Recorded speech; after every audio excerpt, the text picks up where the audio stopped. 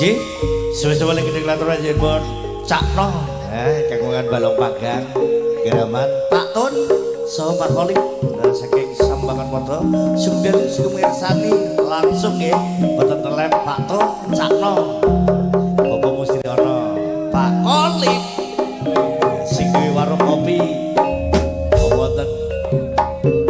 sambangan moto.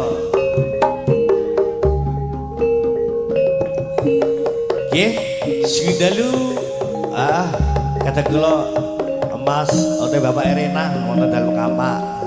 segidalu Bapak Erena lembur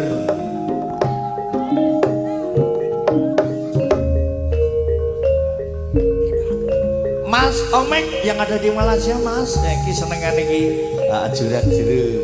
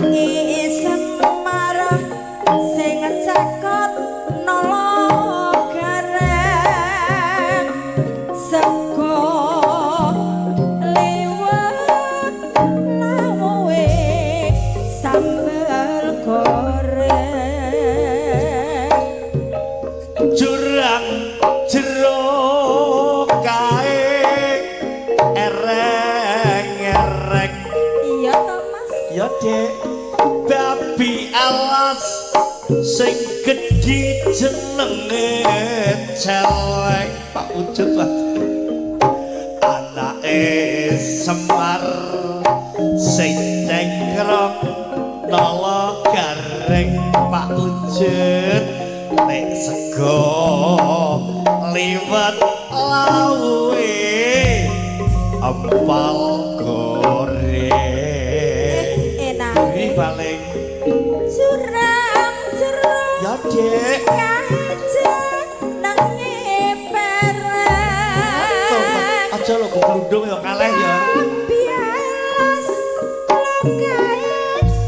jenenge celeng anak Semar sing cekot nolok sego lewat lawe ayam goreng jurang jeruk kae ereng-ereng babi alas kae jenenge celeng anake Semar sing cengkrong nolok gareng sego liwat lawe sambel goreng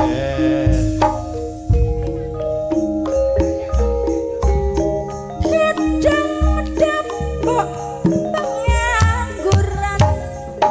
enak temuinge berat leyeh penak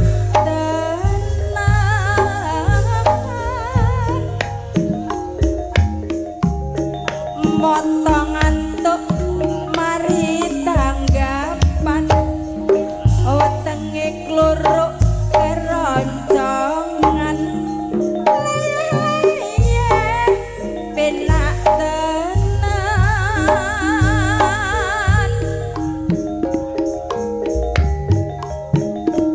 kadung dapuk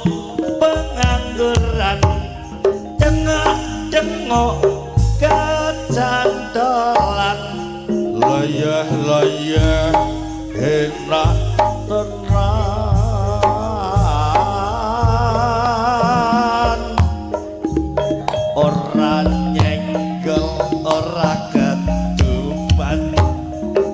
orang gandul mesti karipan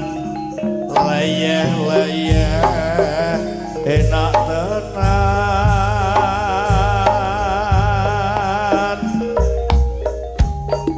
Ba